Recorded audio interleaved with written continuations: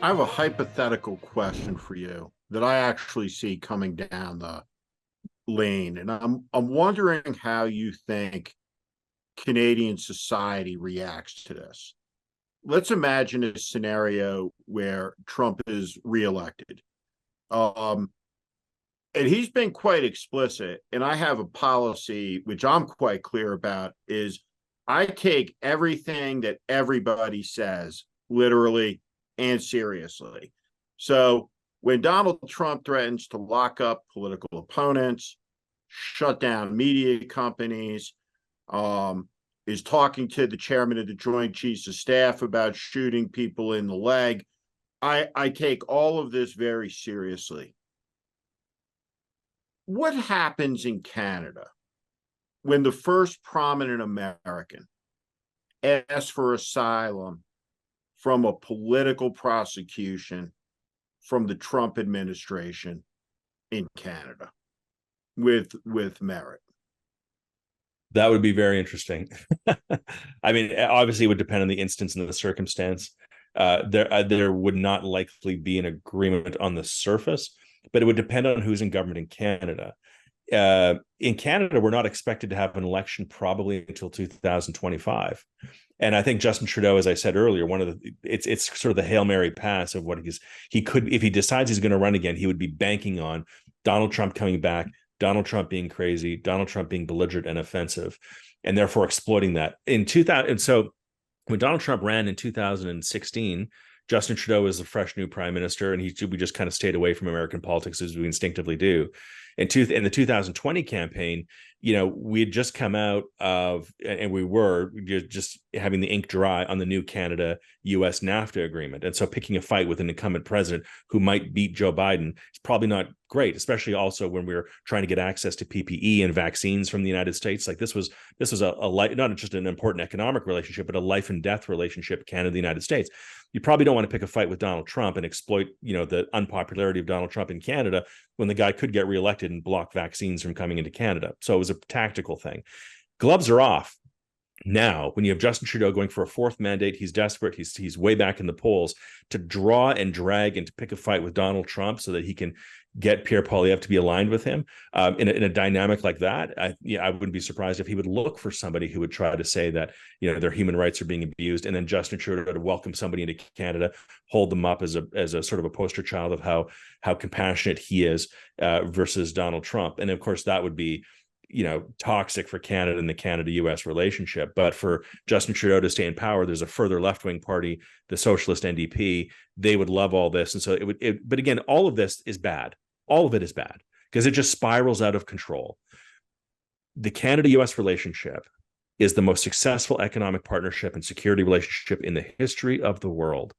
The North American platform of job creation, wealth creation, the use of the effective integration of supply chains and resources for our prosperity and benefit is unmatched in human history. And if it breaks and cracks because Justin Trudeau is desperate for a fourth term, or because Donald Trump wants to exploit a minority community, or stay into power because his psychopathy is such that he can't even imagine a world without him, that he's not only narcissistic but nihilistic to that degree. And then you have Lopez Obrador in Mexico, welcoming in China and threatening the NAFTA relationship. If domestic politics and exploitation of division and desperation to stay in power, whether it's Trump or Trudeau or anybody else, gets to the point where they crack this North American platform, which should be sacrosanct for the well-being of our continent and all of us, then shame on all of us if we tolerate politicians who do that. Last question for you, because you have alluded to something that is true, but not talked about often enough. Justin Trudeau wants Donald Trump back in the White House because it's good for Justin Trudeau. In the same way that President Biden wants Trump as the Republican nominee because they assess Trump incorrectly, I believe, as an easy foe to beat. So my question for you is, what is Trump? Is Trump a real threat, or is he just a great prop? And when you look at the American election ahead, how do you see it? Is it an election between democracy and autocracy, which is how I see it? Or is it an election between the ambition of two guys and it basically hews to a line somewhere in the middle on automatic pilot, no matter what? Because I reject that worldview. I think it's the former. I think it is a, like, elections are about choosing the values that will forever stand the test of time and demonstrate the modern era for eternity.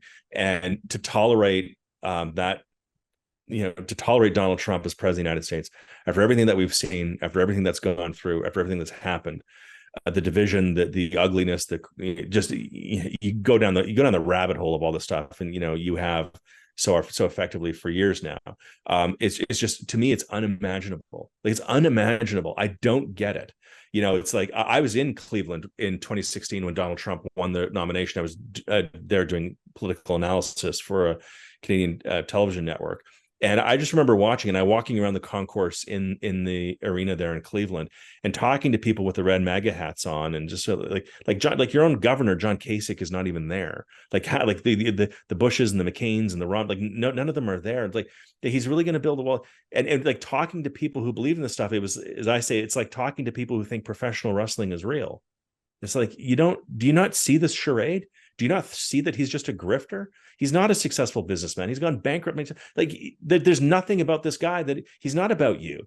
You got the Oliver Anthony song, right? Rich Man North of Richmond. Well, it's Donald Trump. It's like the people who love that song, or what, like this, it's all this bizarre charade of contradiction and hypocrisy and ugliness and cruelty and ridiculousness, and now corruption with 91 felony charges and 4 indictments in 4 different jurisdictions. Like, it's just bizarro world that he's even contemplated as a credible candidate for president of the United States. And so the game of chicken that some people play, of saying, well, Joe Biden, like, as you get into your sunset years, the escalation of the health risks is 10x year by year. Like, it gets more and more and more dangerous. And 2024 and the aggressiveness of the campaign that's starting now and will go through for the next for the next year is going to be grueling and vicious and brutal. And Joe Biden and his presentation, I think, is such that it absolutely hastens the possibility that Donald Trump will be president of the United States again. And I think the rest in Canada, we just see this as bizarre, that these are the choices. These are the choices. Not that Joe Biden isn't a decent and honorable and good man who's done a lot of things as president that one can agree or disagree with, but it's just this seniority grip that exists on American politics. That how does Newt Gingrich become Speaker of the House? Because he's from, at that time, one of the safest, was Georgia's 5th or 6th district, which at that time was one of the reddest districts. So he just endures, and he climbs up the ladder of leadership. And then you have Nancy Pelosi in San Francisco. So just by virtue of seniority and duration over time, you just kind of spiral up the ladder of leadership, and you take over and you own these political parties. And Joe Biden and Donald Trump now, because of the cult of Trump, it's just kind of bizarre that this great democracy doesn't spit out great democratic choices, that the churn is not there of new talent coming in. It seems to happen on the state level, seems to happen on the city level, but the churn at the national level doesn't seem to be there in a way that gives people a sense of fresh renewal on the national level. And I think that's very disconcerting. Thank you for watching. Make sure you subscribe to our channel so you never miss a video. Also, for more content just like this, please consider joining our Warning Premium community. You can find out more in the description below.